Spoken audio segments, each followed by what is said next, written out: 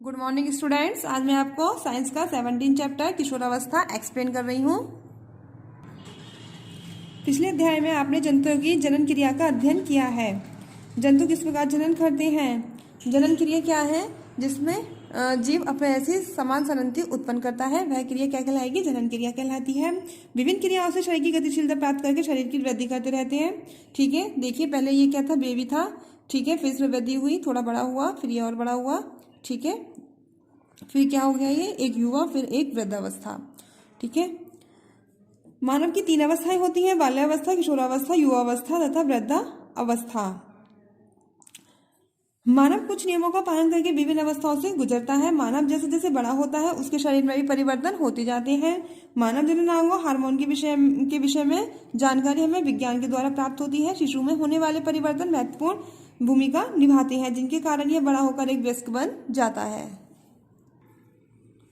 किशोरावस्था या यौवनारंभ, जीवन काल की यह अवधि जब शरीर में ऐसे परिवर्तन होते हैं जिनके परिणाम स्वरूप जनन परिपक्वता आती है, किशोरावस्था कहलाती है। किशोरावस्था के आयु 11 वर्ष से प्रारंभ होकर 18 या 19 वर्ष की अवस्था तक होती है। यह अवस्था ऐसी होती है जब बच्चों पर पूर्ण निगरानी रखनी पड़ती है। दैट मीन्स यह बच्चों का ध्यान रखना पड़ता है। उसमें बाहरी ज्ञान और अच्छाई बुराई पैदा होती है, जो बच्चों के विकास में सहायक होती है। बच्चे अच्छी संगति में बैठकर अच्छी अच्छी बातें सीखते हैं। बुरी बातें बुरे बच्चों के साथ खेलकर, बैठकर, घूमकर तथा अन्य प्रकार से सीखता है। इस अवस्था में बालक का बौद्धिक विकास होता है। किशोरों को टीनेजर्स भी कहा जाता है। लड़कियों में यह अवस्था लड़कों की अपेक्षा 1 या 2 वर्ष पूर्व पहले प्रारंभ हो जाती है। ठीक है, लड़कियों में यह अवस्था पहले प्रारंभ होती है।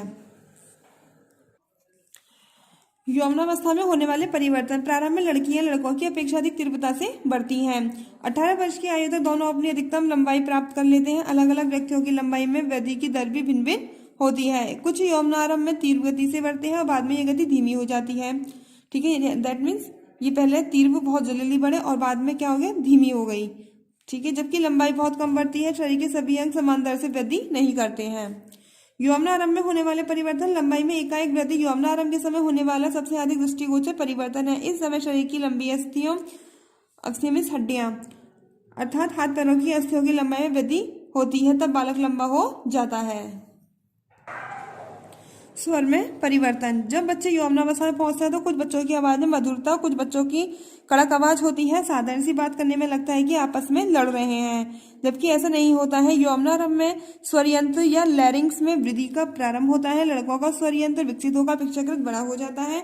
लड़कों में बढ़ता हुआ स्वर यंत्र गले के समान की ओर सुपष्ट उभरे भाग के रूप में दिखाई देता है, जिसे हम एडम्स एप्पल कहते हैं। लड़कियों का स्वयंत्र लड़कों की अपेक्षा छोटा होता है। आवाज फटने या भर्राने लगती है। यह स्थिति कुछ दिनों अथवा कुछ सप्ताह तक बनी रह सकती है, जिसके बाद स्वर सामान्य हो जाता है। शारीरिक आकृति में परिवर्तन, जब बच्चे कक्षाओं में अध्ययन करने के लिए जाते हैं तो बच्चों की आंखें, कमर, रंग रूप, शरीर की बनावट, कंधे बड़े तथा छोटे होना, सुंदर तथा कुरूप बालक देखने को मिलते हैं। लड़के तथा लड़कियों में परिवर्तन दिखाई देते हैं। कुछ बच्चे अधिक आयु के छोटे दिखाई देते हैं, कुछ छोटी आयु के बड़े दिखाई देते हैं। इसका कारण शरीर के हार्मोन्स की कमी या अधिक होना है। दैट मीन्स ये सब हार्मोन्स की कमी या ज्यादा के होने के कारण होता है। श्वेत तथा तैलीय ग्रंथियों की क्रियाशीलता में वृद्धि। श्वेत मीन्स पसीना। ठीक है, किशोरावस्था में लड़के तथा लड़कियों में श्वेत एवं तेल ग्रंथियों का स्राव बढ़ जाता है। तेल ग्रंथि मतलब आपने देखा होगा कि स्किन पे हमारी तेल सा रहता है। ठीक है, तो क्या है, तेल ग्रंथियों का जो हमारे अंदर जो ग्रंथियां पाई जाती है उसमें तेल का स्राव बढ़ जाता है। इन ग्रंथियों की अधिक क्रियाशीलता के कारण कुछ व्यक्तियों के चेहरे पर फुंसियों और कील मुहासे आदि हो जाते हैं। ये दाने फुंसियां चेहरे की सुंदरता को खराब करते हैं। ग्रंथियां हार्मोन की वृद्धि से शरीर पर प्रभाव पड़ता है। कुछ बच्चों की शक्ल से अधिक अवस्था का पता चलता है, जो वास्तविक आयु नहीं मानी जाती। आयु का सही अनुमान उसकी अवस्था बताती है। श्वेत ग्रंथि, तेल ग्रंथि, लाल ग्रंथि जैसी कुछ ग्रंथियां अपने स्राव वाहिनियों द्वारा स्थापित करती हैं। अंतःस्रावी ग्रंथियां हार्मोनों को सीधे रुधिर प्रवाह में निर्मोचित करती हैं, इसलिए इन्हें नलिका विहीन ग्रंथियां भी कहते हैं। लिंग हार्मोन के अतिरिक्त अन्य हार्मोन्स पुरुष ग्रंथि द्वारा स्थापित हार्मोन जननांगों को उनके हार्मोन उत्पन्न करने के लिए करते हैं, जो हमारे मस्तिष्क से जुड़ी होती है। वृषण, पीयूष ग्रंथि तथा अंडाशय के अतिरिक्त हमारे शरीर में थायराइड, अग्नाशय, एड्रिनल जैसी कुछ अन्य अंत ग्रंथियां भी हैं। यदि थायराइड ग्रंथि से थायरॉक्सिन हार्मोन का उत्पादन कम हो जाता है तो गला फूलने या गले का उभरा होना गॉइटर नाम व्याधि से ग्रस्त कर देता है। थायराइड ग्रंथि थायरॉक्सिन हार्मोन का उत्पादन करती है। इस प्रकार मधुमेह रोग भी इंसुलिन हार्मोन की कमी से हो जाता है। शरीर में एड्रेनल ग्रंथि एड्रीनेलिन नामक हार्मोन का स्रावन करती है जो रुधिर में नमक की मात्रा को संतुलित करती है।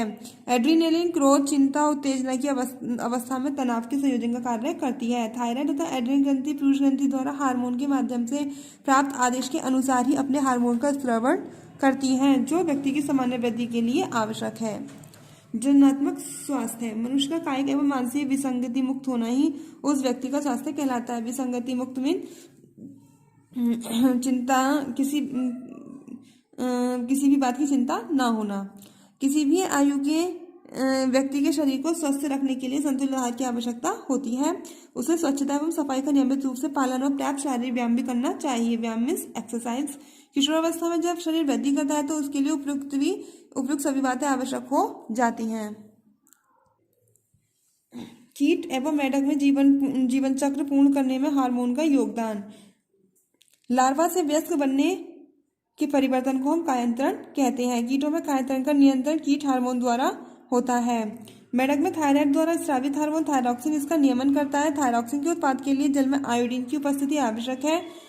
यदि जल में टैडपोल वृद्धि कर रहे हैं तो उसमें पर्याप्त मात्रा में आयोडीन नहीं है तो टैडपोल वयस्क मेढक में परिवर्तित नहीं होंगे। अगर नमक है तो मेढक में परिवर्तित होंगे, अगर आयोडीन नहीं है तो नहीं होंगे।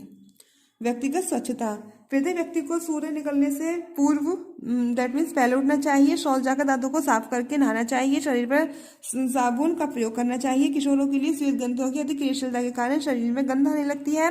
शरीर के सभी भागों को स्नान करते समय भली प्रकार धोकर नाश्ता करना चाहिए। भोजन करने से पहले हाथ अवश्य धोने चाहिए जिससे जीवाणु संक्रमण का खतरा ना रहे। लड़कियों का ऋतुस्राव के समय सफाई का विशेष ध्यान रखना चाहिए। किशोरों की पोषण आवश्यकताएं। किशोरावस्था में तीव्र वृद्धि तथा विकास की अवस्था के लिए भोजन में पाए जाने वाले विटामिन एवं पोषक तत्व युक्त भोजन को ग्रहण करना चाहिए। आहार करते समय विशेष सावधानियां बरतनी चाहिए। संतुलित आहार में कार्बोहाइड्रेट, प्रोटीन, वसा, विटामिन एवं खनिज का पर्याप्त मात्रा में समावेश होना चाहिए। हमारा भारतीय भोजन जिसमें चावल, रोटी, दाल एवं सब्जियां होती हैं एक संतुलित आहार है। दूध अपने आप में संतुलित भोजन है। फल भी हमें पोषण देते हैं। शिशुओं को माँ के दूध से संपूर्ण पोषण मिलता है जिसकी उन्हें आवश्यकता होती है। लोह तत्व रुधिर का निर्माण करता है। रुधिर में खून, लोहे प्रचुर खाद जैसे कि मांस, संतरा, पत्तीदार सब्जियां, गुड़, आंवला आदि किशोर के लिए अच्छे खाद है। भोजन ऐसा होना चाहिए जिससे प्रोटीन तथा ऊर्जा पर्याप्त मात्रा में हो।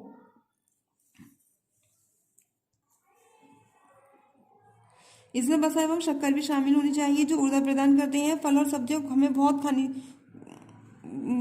खूब खानी चाहिए। कुछ बच्चे भोजन की जगह चिप्स के पैकेट, डिब्बा बंद खाद्य सामग्री स्वास्थ्य खाते जो स्वास्थ्य के लिए हानिकारक होता है। भोजन के स्थान पर इन वस्तुओं को खाना स्वास्थ्य के लिए हानिकारक होता है।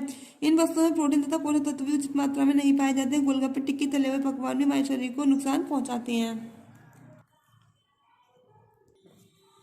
किशोरावस्था में आजकल कुछ व्यक्ति तथा पढ़ने वाले विद्यार्थी तंबाकू, ड्रग्स, गुटखा आदि का सेवन करने लगते हैं। इससे शारीरिक और मानसिक रूप से आर्थिक समस्या का सामना करना पड़ता है। अल्कोहल से बनी शराब, तंबाकू का निकोटीन हमारे फेफड़ों को गला देता है। टीबी, दमा तथा कैंसर आदि रोग हो जाते हैं। कुछ लोग नींद की गोलियां खाते हैं, शरीर के लिए हानिकारक सिद्ध होती हैं।